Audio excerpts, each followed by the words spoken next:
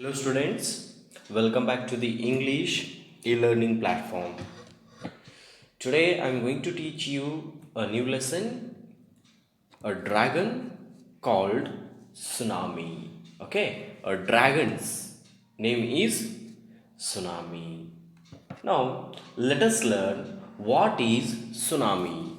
Dear students, do you know what is tsunami? So tsunami is a series of waves in a water body caused by the displacement of a large volume of water, generally in a ocean. Earthquakes, volcanic eruptions, and other underwater explosions below the water, especially all they have potential to generate a tsunami. So we all know the tsunami that struck in the 2011. It had very bad and destructive so affect all over the world, especially in Japan and nearby those countries. Okay, so now our today's story is also from Japan. Japan, a country well known as a land of earthquakes. The lead character of our today's story is a boy from Japan. His name is Gombe.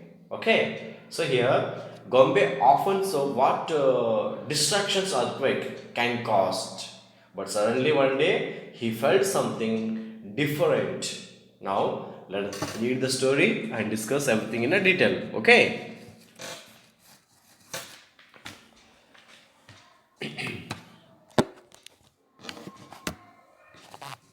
Okay.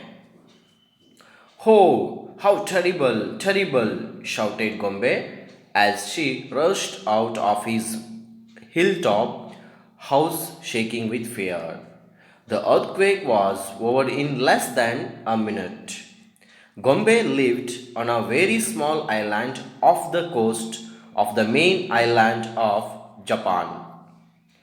He was quite used to earthquakes, but this time the tremor was very powerful and had lasted longer than usual. Even now, the weird rumbles echoing from the bowels of the earth were really terrifying. Gombel looked down uneasily at the villagers, nestling below the hill. It seemed that all the people were so busy in their fields preparing for the harvest festival that they had not even noticed the earthquake. So, students, one day what happens? One day, Gombe went to one of the hilltop in his island. From the top of the hill, started shouting and rushing suddenly because he was in fear as it was an earthquake. Oh, how terrible! How terrible! Gombe shouted from the top of the hill towards the village people. Gombe lived on the very small island of the coast of the main island in the Japan. So that day when he start shouting during earthquake, when he looked down towards the sea, he understood that it was not like a normal earthquake. Gombe looked down uneasily of the village people below the hill as Gombe was in the top of the hill. He saw the people below the hill in the fields or in the village. Seemed that most of the people were very busy in their field as it was the harvest festival time, and those people very much busy for preparing some festival. Okay, harvesting festival. Those people had not noticed. So the village people who are harvesting, who are preparing harvesting festival in their fields, they did not notice, they had not noticed, they hadn't noticed the earthquake as they were very busy in their fields. Okay, and let me go to the next page, page number 17. Then Gombe looked towards the sea and gaped, horror stricken to see that the wind was blowing in the wrong direction. It was blowing from the land and towards the sea. Oh God, help us! Tsunami is coming to destroy us!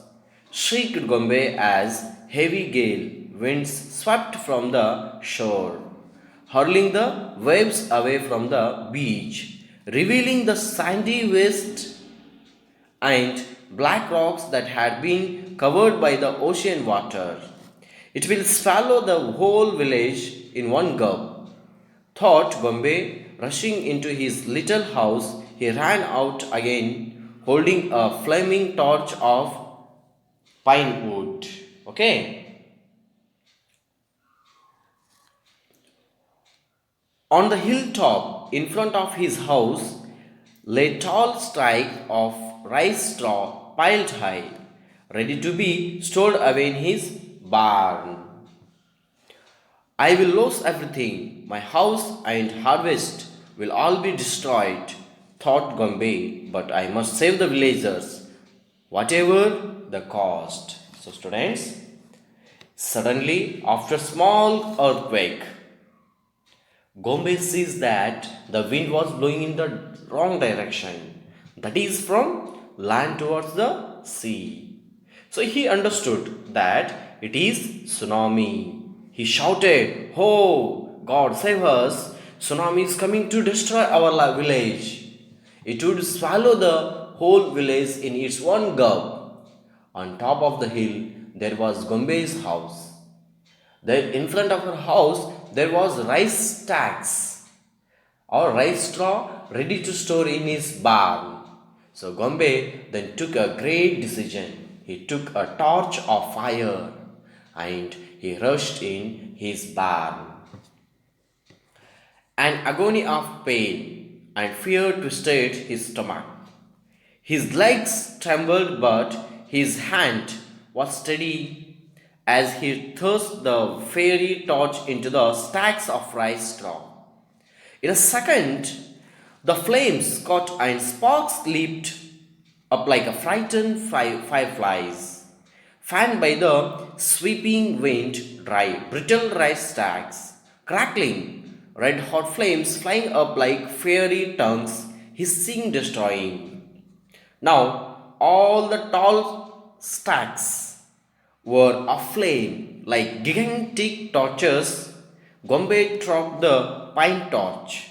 For a moment, he stood still as if he was lost in a terrible nightmare.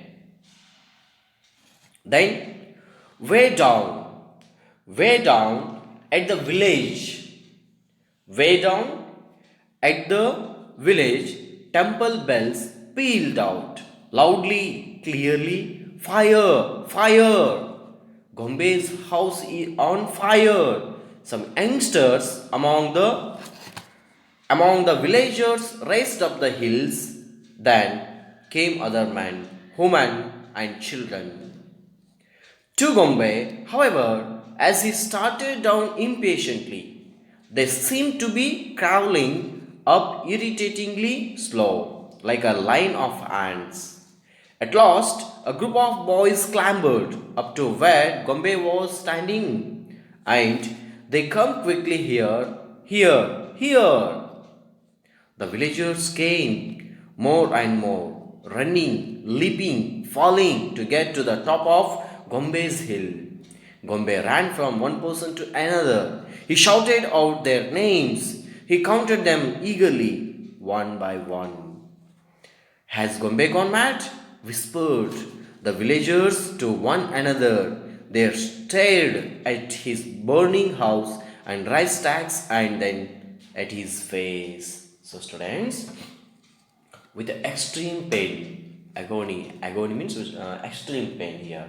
So, with the extreme pain and fear, twisted his heart. So, his means here Gombe's heart. Okay, and he thought that he should save the life of all the villagers, though he might lose everything, his house and all the rice in field he harvested throughout the year. Okay, then all will be destroyed, but still he has to do that. Thinking the same, what he did, he set firing torch into the stacks of the rice straw. Have you understood, my dear students? And in a second, the flame of fire cracked all the harvested rice straw, and everything was in fire. The rice straw, Gombe's house, and everything was in fire. It started to burn everything. The sparks fire leaped off like frightened fireflies. So Gombe dropped the fire torch, and for a moment he stood still. It was a terrible thing for him to watch as all his residential foods went in fire.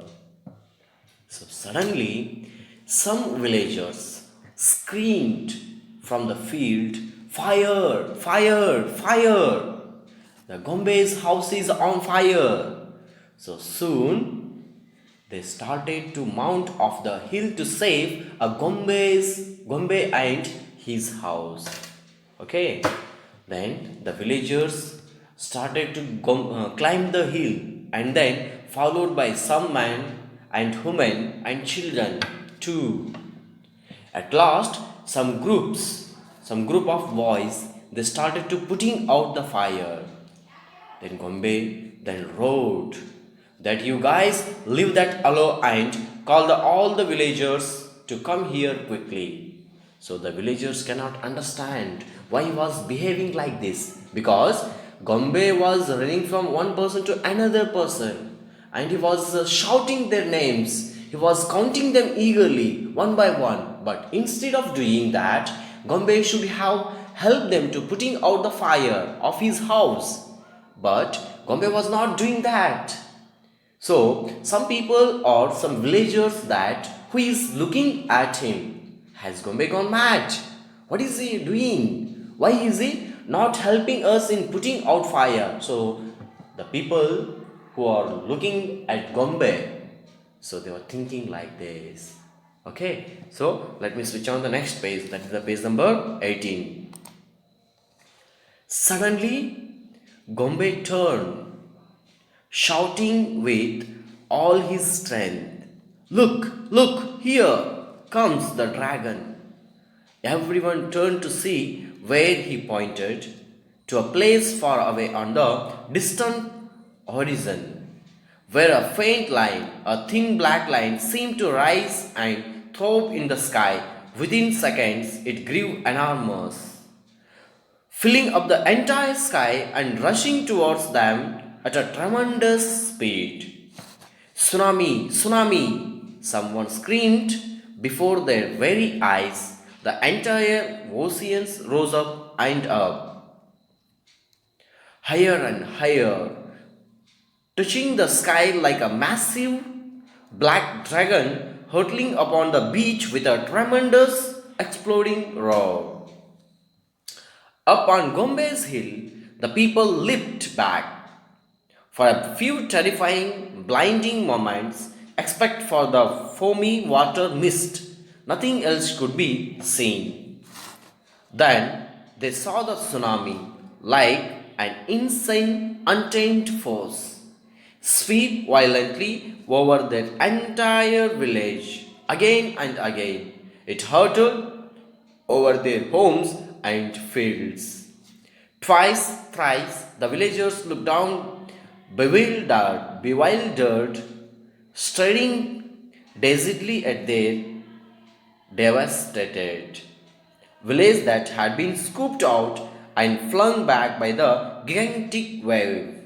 The fire of the rice stacks, fanned by the wind, burnt and flared again. It cast a warm, red glow on the villagers, making them slowly aware that their lives had been spared only because of it. Humbly, thankfully folding their hands, they bowed before the courageous Gombe. So, dear students, but suddenly Gombe shouted at and told every villagers who were climbing and who were still on the field that there, look here, behind, here comes the dragon.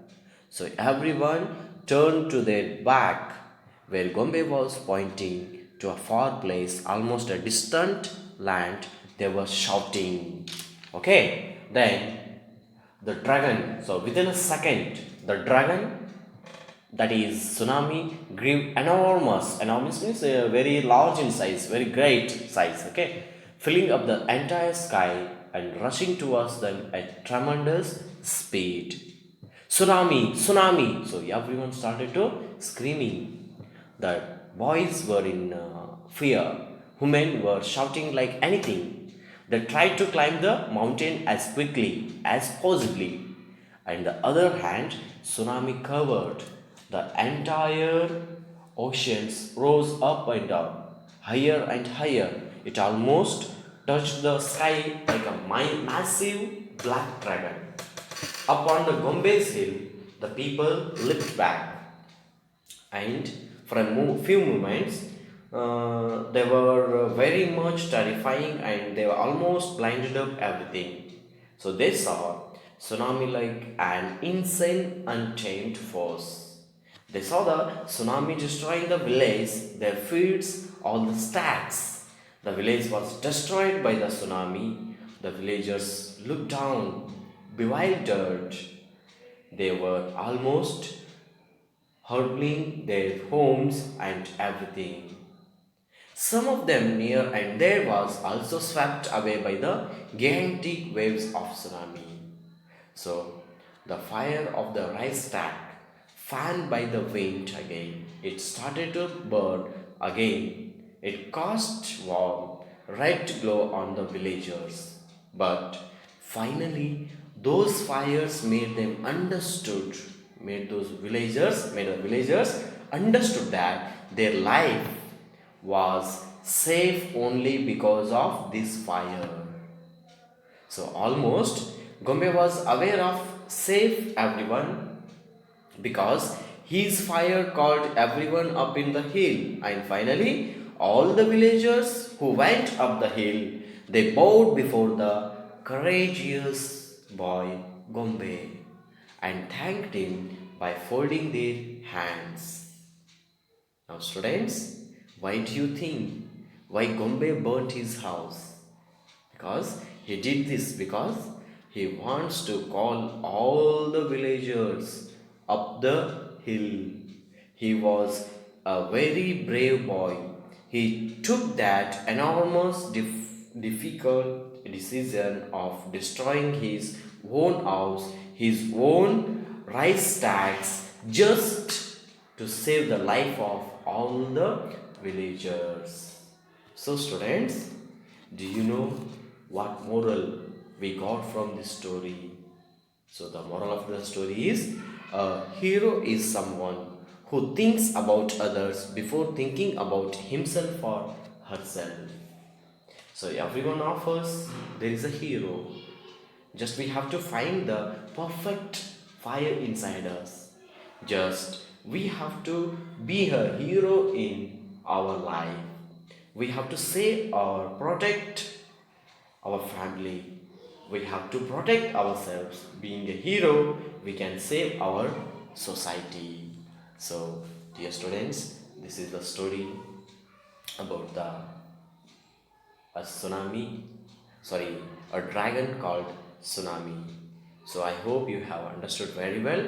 And dear students, in the next class, we will discuss the question answers of this chapter. Okay, so thank you everyone. Have a nice day.